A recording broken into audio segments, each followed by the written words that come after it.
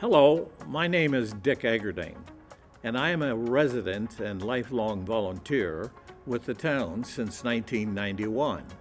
I have been involved in planning and development, land use, arts and culture, parks, historic preservation, and the general plan process. In fact, I have been on committees for every general plan since 1995. Before we start planning for Oro Valley's future, it is important to know our history. There are three main periods in Oro Valley's history: the prehistoric period, European settlement or the ranching period, and Oro Valley today. The Hohokam Indians initially inhabited Oro Valley, and their remains are still present. There are several petroglyphics scattered throughout the north side of town. We do not know why the Hohokam left Oro Valley, as there was no written language, but their remains give some insight into their lives. The Hohokam were avid farmers who built extensive irrigation systems. They built ball courts, pit houses, and produced pottery either for their own use or for trade. A larger Hohokam site, known as Honeybee Village, is located near Rancho Vistoso Boulevard and Moore Road. It is open to the public, and if you haven't visited yet, I highly recommend it. After the Hohokam left, the European settlement began and ranching emerged.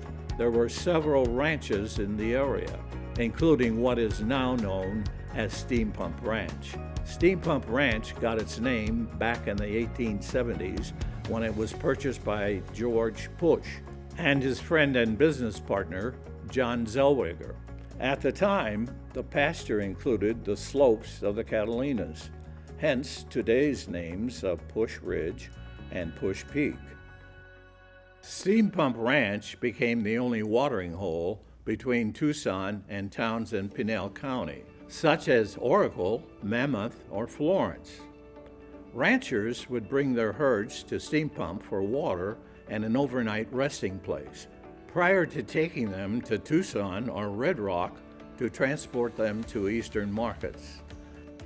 Push and his wife, Matilda, prospered from the ranch and were also involved in many other endeavors, such as a butcher shop and raising cattle themselves.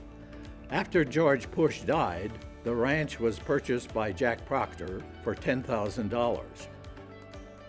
Jack Proctor continued to use the ranch for agriculture, but also built a residence on the property and had many guests spend time there. This includes Francis Rooney, which the Rooney Ranch Shopping Center is named after. The ranch was inherited and ran by Proctor's sons until it was annexed and purchased by the town in 2008.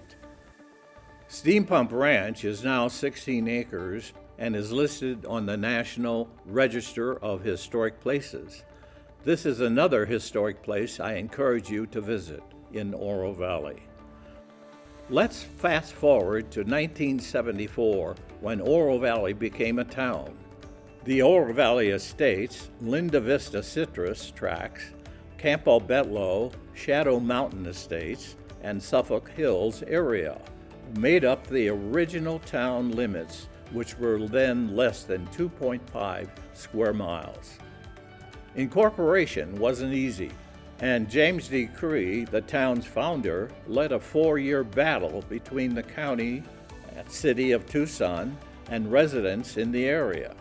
In 1970, the County Board of Supervisors rejected a petition signed by 78% of the residents living in the area seeking incorporation.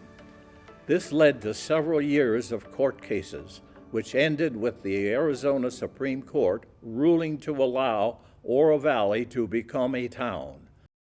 However, the work did not stop there. The area had 12,000 residents at the time, and those opposing incorporation had 1 year from incorporation to petition for disincorporating. Luckily, the town stayed incorporated and the first council members began forming the foundation for what Oro Valley is today. Oro Valley's first town hall was a 2-bedroom apartment, with one of the bedrooms used as council chambers and the other space used as an office. James Cree, referred to as the heart and soul of Oro Valley, continued working for the town until his death in 2007. He was the town's first engineer, and along with me and Pat Spurl, founded the Oro Valley Historic Society.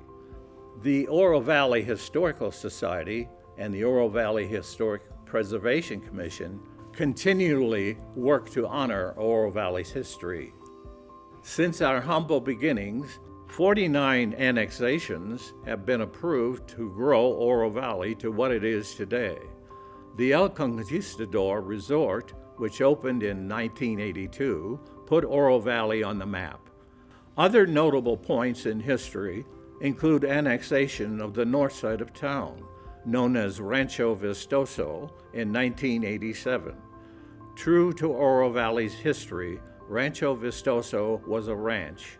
The original ranch house was located where the Oro Valley Marketplace is now.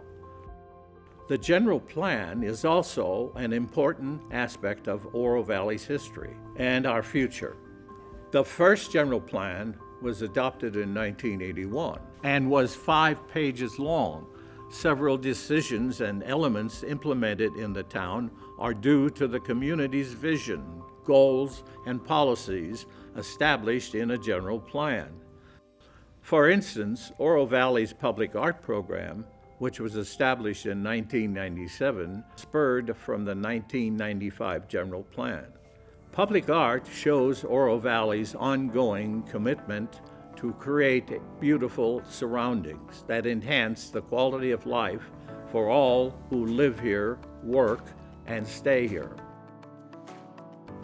One of the newest art pieces for people to enjoy is currently under construction.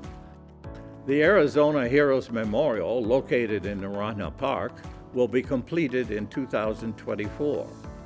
Looking ahead, we need to plan for ongoing maintenance of Steam Pump Ranch and other historic sites. Education about Oro Valley's history to new residents is also important to keeping our history alive. Oro Valley has evolved from various ranches to the community it is today. Yet throughout the past 50 years, we have maintained a high bar for design and infrastructure excellence. The general plan provides an opportunity for residents to establish their vision and values for the next 10 years. I encourage everyone to make your mark on Oro Valley's history by participating in the general plan process. Learn more about Oro Valley's history and then join the general plan discussion